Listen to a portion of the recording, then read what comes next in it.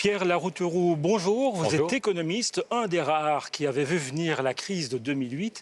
Et aujourd'hui, vous êtes député européen, élu en mai dernier sur une liste rassemblant plusieurs formations de gauche en France, dont le Parti socialiste. Alors, au bar de l'Europe, je vous ai servi un gâteau, un merveilleux. Est-ce que c'est merveilleux d'être ici au Parlement européen? Comment ça se passe, vos premières journées de député européen? Qu'est-ce qui vous étonne le plus? Oui, c'est merveilleux. Honnêtement, c'est excitant parce qu'on sent tous que l'Europe est un moment crucial, qu'il faut qu'on change nos modes de vie pour créer des emplois, pour sauver le climat, pour vivre mieux. Et c'est vraiment excitant d'avoir la chance d'être au Parlement. Et en même temps, moi, j'ai la chance de travailler avec les ONG, toutes les associations. On a vu cette semaine toutes les grandes manifestations pour le climat. Donc, j'ai la chance d'être en même temps député dans le deuxième groupe. Je suis rapporteur pour le groupe socialiste pour le prochain budget. Donc, c'est des dossiers très techniques. On peut négocier sur tous les sujets. Et en même temps, être dans la rue. Tout à l'heure, il y avait encore des grandes manifs à Bruxelles pour dire il ne faut pas seulement des discours, il faut maintenant des garanties pour le climat. Alors, le climat, c'est votre dada, pour ne pas dire votre obsession. Est-ce que vous avez l'impression que la nouvelle commissaire européenne, la future commissaire européenne, Ursula von der Leyen, considère aussi que c'est l'urgence numéro 1 en Europe? Écoutez, d'abord, c'était une bonne surprise en juillet quand elle a dit que c'était sa priorité et qu'elle voulait faire une loi climat dans les 100 premiers jours. Personne ne sait un Green Deal. Tout à fait. Donc ça, c'est plutôt une bonne nouvelle. Le problème, c'est que concrètement, on ne sait pas ce qu'il y a dedans. Est-ce que c'est juste un slogan? Parce que tout le monde trouve ça simple. Maintenant, tout le monde, il faut vraiment être très bête pour être poli, pour ne pas s'intéresser au climat quand on voyait les catastrophes. Donc la question, c'est concrètement comment on le finance. Nous, avec Jean Jouzel, avec d'autres, ça fait très longtemps qu'on milite pour qu'il y ait un vrai budget climat, qu'il y ait une banque du climat. Et pour le moment, quand on rencontre tel ou tel conseiller, on nous dit que la banque du climat, ça va être 0 milliard. Alors, si on a juste zéro, si c'est juste un logo, il n'y aura aucune efficacité. Oui, donc, vous êtes à l'origine, avec le climatologue Jean Jouzel, d'Impact Finance Climat. C'est un projet que vous avez eu l'occasion d'exposer à Ursula von der Leyen. Non, pas encore. On l'a envoyé. Et puis, au nom de tous les socialistes, c'est pas juste moi, on est 154 députés. Et on demande à ce qu'il y ait vraiment des garanties. On dit à Mme von der Leyen, la situation est trop grave. Dans votre commission, elle a proposé 27 personnes. Il y a des gens très, très bien. Et puis, il y en a d'autres qui nous inquiètent un peu. Par exemple, celui qui va être responsable de la Banque du climat, dans son pays, les gens disent qu'il a divisé par 2 le salaire des profs, que ce qu'il a fait sur les hôpitaux publics fait que sa ministre de la Santé a démissionné, M. Dobrovský. Donc on aimerait... On n'est pas là comme député pour dire bravo, tout va bien. On est là pour changer l'Europe. Et donc, ce qu'on dit avec beaucoup de socialistes, c'est qu'il vaut mieux prendre un mois de plus pour négocier et qu'on ait un vrai contrat de coalition et qu'on dise sur les questions sociales, sur l'égalité entre les femmes et les hommes, sur l'accueil des personnes réfugiées, sur le climat, on veut des engagements concrets. Et s'il n'y a pas des garanties, si on n'a pas des engagements concrets, on ne pourra pas voter la confiance et on va relancer la négociation pendant un mois ou 2 mois. Donc, vous pourriez faire capoter la mise en place de la nouvelle commission européenne. C'est pas la capoter, on va faire réussir ce mandat. Non, mais je rigole, pardon, c'est tout à fait sérieux. C'est qu'en Allemagne, ils ont pris 5 mois pour négocier un accord de coalition. En Belgique, en Wallonie, ils ont pris 1 mois et demi. Ils sont arrivés à un document de 125 pages et ça y est, la Wallonie redémarre avec un projet très ambitieux. Et les citoyens se disent, ils ont bien bossé pendant 1 mois et demi. Donc moi, on nous demande de voter pour Mme von der Leyen dans quelques jours, le 23 octobre. Et je préfère, s'il y a des garanties le 23 octobre, très bien, mais sinon, c'est pas grave si on attend le mois de novembre ou si on attend Noël. Je préfère partir en vacances de Noël en ayant un nouveau cap. Il faut changer l'Europe. Donc, sinon, on va le nerf crever. de la guerre, c'est l'argent. D'après votre Mais pardon, projet... pas seulement sur le climat. Le FMI nous dit qu'on va vers une crise financière qui peut être 10 fois plus grave. Le FMI nous dit que sans doute l'année prochaine, on va avoir une crise financière 10 fois plus grave que 2008. Qu'est-ce qu'on fait pour protéger les salariés? Qu'est-ce qu'on fait pour protéger les petites entreprises? Comment est-ce qu'on aide l'agriculture à se transformer? Donc, toutes ces questions...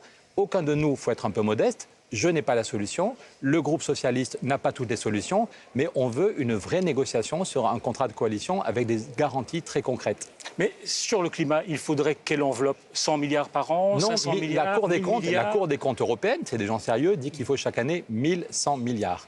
La Cour des comptes s'est lâchée. Et selon vous, on les trouve facilement? C'est un peu votre thèse. C'est pas facilement, je rappelle juste, c'est pas selon moi, c'est que la Banque centrale européenne a créé 2600 milliards d'euros en 3 ans. 2600 milliards. Et Christine Lagarde, la prochaine patronne de la BCE, a dit qu'elle allait recommencer la planche à billets. Or, on sait que 90%, 90% comme on dit à Bruxelles, 90% de ces sommes colossales vont à la spéculation.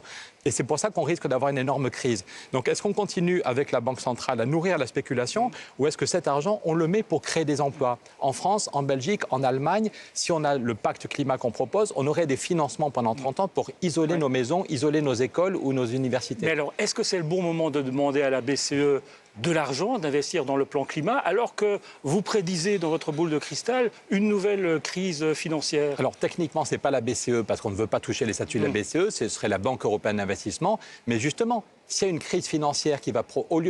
Est-ce que la crise financière, on aura une crise financière? La question est de savoir, est-ce qu'elle va provoquer une catastrophe sociale ou est-ce qu'on est capable de protéger les salariés? Il y a un système qui s'appelle travailler moins pour licencier moins, le bouclier emploi. C'est aussi, on se bat pour ce système de bouclier emploi pour protéger les salariés. Et puis, est-ce qu'on est capable de créer des emplois? On sait que rien qu'en France, on pourrait créer 900 000 emplois. Si on a ce pacte climat, les gens de l'ADEME disent que rien qu'en France, on peut créer 900 000 emplois.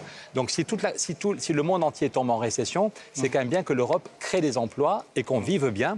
L'autre jour, j'étais à Grenoble avec un monsieur, on a isolé son HLM. Il dit, j'ai moins chaud l'été, j'ai moins froid l'hiver et j'ai gagné 800 € chaque année. Pour ma famille, j'ai gagné 800 € sur les dépenses de chauffage. Simplement, il faut que l'Europe aide pour tous ces travaux. Regardez cette photo, vous la reconnaissez, Greta Thunberg. Il y a aujourd'hui une croisade contre elle en Europe et en France en particulier. Des philosophes, des médecins, des hommes très importants la critiquent, la traitent de gourou, de prophétesse en culotte courte. Pourquoi tant de haine à son égard? Je ne suis pas psychiatre ni psychanalyste. Je suis député, économiste, et agronome. Je suis écœuré, je trouve ça ridicule. Voilà, une fille, une jeune femme de 16, 17 ans qui a le courage de dire mes études, tant pis si j'en souffre, mais je veux d'abord alerter. Elle ne dit pas que c'est elle dit juste écoutez les climatologues. Quand on voit des feux de forêt partout, quand on voit la fonte du Groenland, moi j'ai honte pour les députés français ou autres qui se moquent d'elle. Il ferait mieux juste de l'écouter et est-ce qu'ils ont pris 2 heures pour lire les rapports du GIEC? Au lieu de faire des tweets pour dire se moquer de Greta, qu'ils prennent juste 2 heures pour regarder la réalité et réfléchir aux solutions. Alors, une petite Mais j'étais dans la rue il y a quelques jours avec Adélaïde et Hanouna qui sont les copines de Greta en Belgique. Une petite question qui pique, n'ayez pas peur, ça pique pas très fort. La rose ou la bleue? Comme vous voulez. Allez, la rose. Est-ce que je pourrais renoncer à l'avion? Je ne prends jamais l'avion, sauf quand il faut aller pour la prochaine COP, le sommet sur le climat à Katowice. Mais là, j'ai refusé d'aller à New York. On me proposait d'aller à New York pour le sommet climat de demain. Et je me suis dit que faire l'aller-retour à New York, donc je vais envoyer une vidéo. On me proposait de parler du pacte climat. J'ai dit merci, j'envoie une vidéo pour expliquer le pacte climat. Alors, on a le temps en 5 secondes. La question bleue. Quel mot détestez-vous le plus? Le pragmatisme. Quand on m'explique qu'au Parlement européen, il faut être pragmatique parce qu'il y a le Conseil européen, parce qu'il y a la Commission et que tout ça c'est bien et qu'on verra dans 5 ans. Moi, je viens du secteur privé, j'étais pendant 11 ans chez Accenture. On passait notre temps à parler de disruption, de transformation. On expliquait qu'une entreprise avait 3 ans pour se transformer et que sinon elle était morte. Donc le pragmatisme aujourd'hui, c'est se dire on a besoin d'un effort colossal. Quand Kennedy dit on va aller sur la Lune, il y en a qui pensent qu'il les frappe à dingue, mais il met les budgets, il multiplie par 15 le budget de la NASA et 7 ans plus tard, on a créé 400 000 emplois et on a gagné la Lune. Aujourd'hui, quand on voit la gravité du chômage, de la précarité, de la pauvreté et la gravité du problème du climat, le pragmatisme, c'est de mettre le paquet. Quand il y a 2600 milliards créés par la Banque centrale, on les met pour créer des emplois et pour sauver la planète. Bon, vous avez débordé un tout petit peu. Merci Pierre Larouturou d'être venu au Bar de l'Europe. Et vous avez bien droit à votre part du gâteau. Super, le merveilleux. Merci. Le merveilleux.